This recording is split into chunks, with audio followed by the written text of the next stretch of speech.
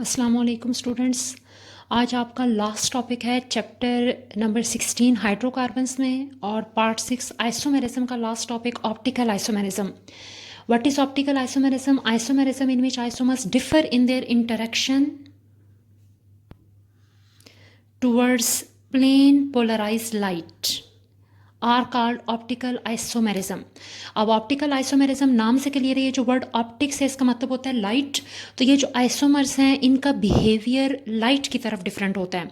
अब ये जो आइसोमर्स हैं इनका मॉलिक्यूलर फार्मूला सेम होगा, इनका स्ट्रक्चरल फार्मूला सेम होगा, इवन इनकी फिजिकल एंड केमिकल प्रॉपर्टीज़ भी सेम होंगी।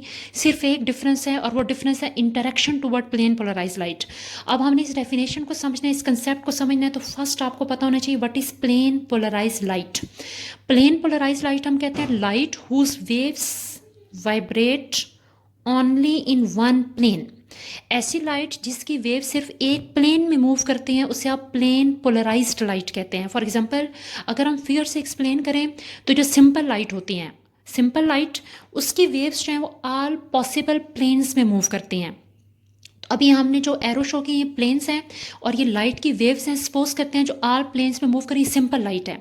अगर हम इस लाइट को पास करें एक स्पेसिफिक इंस्ट्रूमेंट पोलराइज़र से, तो पोलराइज़र क्या करता है, वो सिर्फ एक स्पेसिफिक प्लेन में मूव करने वाली वेव्स को पास होने देता है, बाकी सबको कट कर देता है।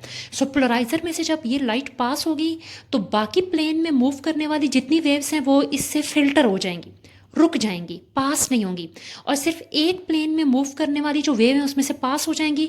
अब जो लाइट आपको मिली है उसमें जो वेव है वो सिर्फ एक ही प्लेन में मूव कर रही है। ऐसी लाइट जिसकी वेव सिर्फ एक प्लेन में मूव करें उसको आप क्या कहते हैं? Plane polarise light. अब प्लेन पोलराइज लाइट को आप कुछ स्पेसिफिक ऑर्गेनिक कंपाउंड है उसमें से पास करते हैं। प्लेन पोलराइज लाइट हमें मिल गई, स्पेशल इंस्ट्रूमेंट होता है पोलरीमीटर, से ये सारा आप प्रोसेस स्टडी करते हैं और पोलरीमीटर से पास करें तो लाइट कन्वर्ट हो जाती है प्लेन पोलराइज लाइट में। और जब आप इसे प्लेन पोलराइज लाइट को पास करते हैं ऑर्गेनिक कंपाउंड के सोल्यूशन से, सम ऑर्गेनिक कंपाउंड, तो कुछ ऑर्गेनिक कंपाउंड में ये एबिलिटी होती है कि ये जो प्लेन पोलराइज लाइट है इसकी वेव्स को रोटेट करवा देता है। ऐसा ऑर्गेनिक कंपाउंड जो प्लेन पोलराइज लाइट को रोटेट करवा दे उसे आप कहते हैं optical active. Optical active compound याद रखना है, हर organic compound optical plane polarise light को रोटेट नहीं करवा सकता। कुछ ऑर्गेनिक कंपाउंड है, अब उनकी क्या कंडीशन है हम आगे पढ़ेंगे, लेकिन जब आप इस प्लेन पोलराइज लाइट को पास करवाएंगे ऑर्गेनिक कंपाउंड के सोल्यूशन में से, तो ऐसा कंपाउंड जो इस लाइट को रोटेट करवा देगा उसे आप ऑप्टिकल एक्टिव कहेंगे। अब जो ऑप्टिकल एक्टिव कंपाउंड होते हैं हमेशा दो आइसोमेरिक फॉर्म में एग्जिस्ट करते हैं। इसकी 2 आइसोमेरिक फॉर्म्स आती हैं। अब कौन कौन सी फॉर्म है? सपोज करें ये ऑर्गेनिक कंपाउंड, इसकी 2 फॉर्म्स आई हैं सेम ऑर्गेनिक कंपाउंड की। फर्स्ट फॉर्म ऐसी है जिसमें से आप ये प्लेन पोलराइज लाइट पास कर रहे हैं तो ये लाइट को रोटेट करवा रहा है क्लॉकवाइज डायरेक्शन में। अब ये जो डॉटेड लाइन से एरो बताया है ये प्लेन पोलराइज लाइट का ओरिजिनल प्लेन है, यानी स्टार्ट में प्लेन पोलराइज लाइट इस प्लेन में मूव कर रही थी, तो ये हमने डॉटेड लाइन से बताया। लेकिन ऑर्गेनिक कंपाउंड में से पास होने के बाद ये रोटेट हो गई है, मुड़ गई है, और अगर आप डायरेक्शन देखें तो किस तरफ रोटेट कर रहा है? क्लॉकवाइज डायरेक्शन में। सो कंपाउंड से गुजरने के बाद लाइट रोटेट हो गई है क्लॉकवाइज डायरेक्शन में, रोटेट हो गई, ठीक है। ऐसा कंपाउंड जो प्लेन पोलराइज लाइट को क्लॉकवाइज रोटेट करवा देता है उसको हम कहते हैं डेक्स्ट्रो रोटेटरी। डेक्स्ट्रो रोटेटरी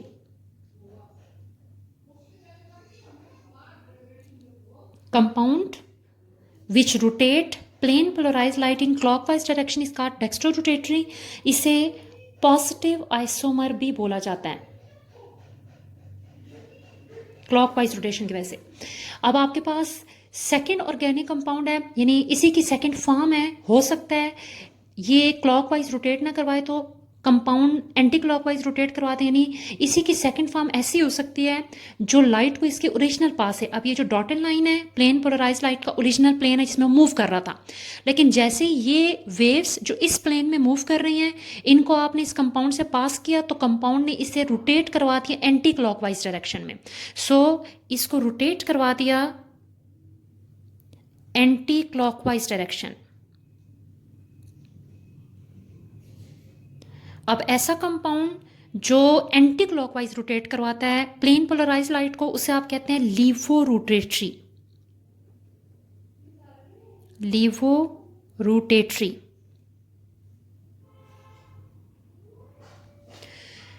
अब ये दो कंपाउंड जो हैं ये dextro rotatory and laevo rotatory, इन दोनों का आपस में मालिक्यूलर फार्मूला सेम होगा, इनका स्ट्रक्चर फार्मूला सेम होगा, इनकी physical property melting point, boiling point, density same होगी, इन दोनों का रिएक्ट करने का तरीका सेम होगा।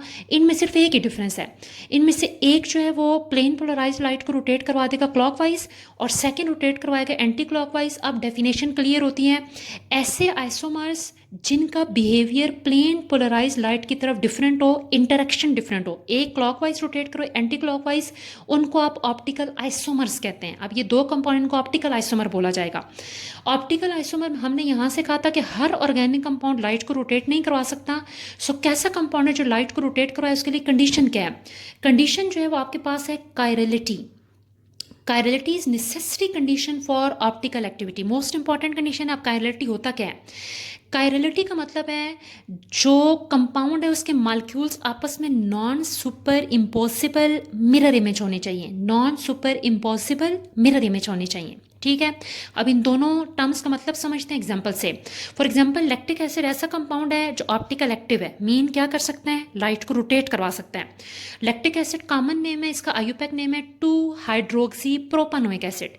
पहले ज़रा इसके आयुपैक नेम को समझ लेते हैं ताकि फार्मूला याद रखना आसान हो जाए। प्रॉप का मतलब है 3 कार्बन 1 2 एंड 3। OIC एसिड जो एंड में, ये कार्बोक्सिल फंक्शनल ग्रुप के लिए होता है COOH। अगर किसी कंपाउंड में COOH फंक्शनल ग्रुप हो तो उसके and term OIC acid use होती है। तो prop 3 carbon 1 2 and 3, counting carboxyl group, ये वाला काउंट होगा कार्बन तो इसको काउंट करके 3 होने चाहिए। OIC acid carboxyl functional group. अब हमेशा फंक्शनल ग्रुप से नंबरिंग करते हैं, रूल है 1 2 एंड 3। फिर 2 हाइड्रोक्सी नंबर 2 कार्बन पे हाइड्रोक्सिल ग्रुप है, तो इसका फुल नेम क्या हो गया? 2 हाइड्रोक्सी प्रोपानोइक एसिड इसका आयुपैक नेम है। अब ये लाइट को रोटेट करवाता है क्योंकि इसके 2 ज्योमेट्रिकल स्ट्रक्चर बनते हैं। अब हम इसके 2 ज्योमेट्रिकल स्ट्रक्चर बनाएंगे। फॉर एग्जाम्पल सपोज करें हमें मिरर इमेज बनाना है, तो हमने सपोज किए एक मिरर है। अब हम ज्योमेट्री बनाएं तो जो आपके पास लैक्टिक एसिड है 2 हाइड्रोक्सी प्रोपानोइक एसिड, इसके 2 ज्योमेट्रीज बनती हैं। याद रखना है जो बेसिक ज्योमेट्री है वो टेट्राहेड्रल है, ये इसका एक ग्रुप C के साथ, देन सेकंड ग्रुप मिथाइल था, वो भी आप स्ट्रक्चर में देख चुके हैं, third group OH and fourth group H। चारों ग्रुप डिफरेंट हैं। ऐसा कार्बन जिसके साथ 4 डिफरेंट ग्रुप्स अटैच हों उसे आप कायरल कार्बन कहते हैं। देखें, 1 ग्रुप COOH डिफरेंट है, सेकंड CH3 डिफरेंट है, OH एंड H चारों ग्रुप डिफरेंट है। तो ऐसा कार्बन जिसके साथ 4 डिफरेंट ग्रुप जुड़ जाते हैं उसे कायरल कार्बन कहते हैं। Chiral carbon, chiral carbon having 4 different group attach. ये भी एक कंडीशन है कायरलिटी के लिए, लेकिन ज़रूरी नहीं है। आपके पास होना चाहिए, लेकिन अगर ना भी हो तो आपके पास कायरलिटी प्रेजेंट हो सकती है। अब ये आपके पास लैक्टिक एसिड का एक स्ट्रक्चर, हम इसका मिरर इमेज बनाएंगे। मिरर इमेज में याद रखने सेम ग्रुप आमने सामने आते हैं। सो अगर मैं इसका मिरर इमेज बनाऊँ तो ये H से शुरू करेंगे, H then O then C, फिर बॉन्ड सेंट्रल C, टॉप पे CH3 OH एंड H। अब ये लैक्टिक एसिड की एक ज्योमेट्रिकल स्ट्रक्चर देखने में हो सकता है आपको एक जैसा लगे। इन दोनों लैक्टिक एसिड का मॉलिक्यूलर फार्मूला सेम लिखा जाएगा, इन दोनों का स्ट्रक्चर फार्मूला सेम है, इन दोनों की फिजिकल प्रॉपर्टी सेम है, इन दोनों की केमिकल प्रॉपर्टी सेम है, हर लिहाज से एक जैसा। फ़र्क सिर्फ एक है, इनमें से एक जो है वो लाइट को रोटेट करवाएगा क्लॉकवाइज, दूसरा रोटेट करवाएगा एंटी क्लॉकवाइज, यानी एक डेक्स्ट्रो रोटेटरी होगा, एक लीवर रोटेटरी होगा। और ये 2 स्ट्रक्चर आपस में मिरर इमेज है, यानी हम स्ट्रक्चर वाइज तो कहते हैं कि ये लैक्टिक ऑप्टिक एसिड और ये एक दूसरे के मिरर इमेज है। अब नॉन सुपर इम्पॉसिबल एक कंडीशन बोली थी, उसका क्या मतलब है? अगर मैं इसको यहाँ से उठाऊँ सपोज करें और इसके ऊपर रख दूँ, तो आप देखते हैं सेम ग्रुप आमने सामने नहीं आते। अगर इसको उठाया जाए, उठा के आप इस स्ट्रक्चर के ऊपर रख दें, या इसे आप स्लाइड करें और इसके ऊपर ले आएँ, तो अगर आप इसके ऊपर लाएंगे तो बैक पे कौन से ग्रुप होंगे? CH3OH and H। इसको ऊपर लेकर आएंगे तो इसका कौन सा ग्रुप आएगा? COOH। तो बैक पे CH3OH एंड H और इधर COOH, डिफरेंट ग्रुप आमने सामने आएंगे। और यहाँ पे आपके पास बैक पे होगा COOH, सामने से तो सेम ग्रुप आमने सामने ना हो तो उसे आप नॉन सुपर इम्पॉसिबल कहते हैं। तो ये दो जो स्ट्रक्चर हैं ये आपस में मिरर इमेज है। अब ये दो स्ट्रक्चर जो है ये आपस में मिरर इमेज है, मिरर इमेज, और ये नॉन सुपर इम्पॉसिबल है। दोनों स्ट्रक्चर आपस में मिरर इमेज है, नॉन सुपर इम्पॉसिबल है। ऐसे दो स्ट्रक्चर जो non super impossible mirror image हों, इनके लिए एक स्पेशल नेम यूज होता है, इनको आप कहते हैं इनेंशियोमर्स। इनेंशियोमर्स। इनेंशियोमर्स की डेफिनेशन यही होती है, two isomers which are non super impossible mirror image are called enantiomers. ठीक है। अब इनेंशियोमर्स जो होते हैं वो हमेशा ऑप्टिकल एक्टिव हैं। पहला पॉइंट, मीन लाइट को रोटेट करवाएंगे। इनेंशियोमर दो आइसोमर्स हमेशा होते हैं, दो होते हैं। एक लाइट को रोटेट करवाता है क्लॉकवाइज यानी डेक्स्ट्रो रोटेटरी होता है, दूसरा लाइट को रोटेट करवाता है anti clockwise mean levo rotatory होता है। दोनों का मालिक्यूलर फार्मूला सेम होता है, स्ट्रक्चर फार्मूला सेम होता है, physical properties melting point boiling point same होते हैं, केमिकल रिएक्शन सेम होते हैं, एक ही डिफरेंस होगा लाइट की रोटेशन। प्रॉपर्टीज़ में अभी बार बार बता चुकी हूँ, enantiomers have same physical and chemical properties. Physical and chemical properties इनकी क्या होती हैं? सेम।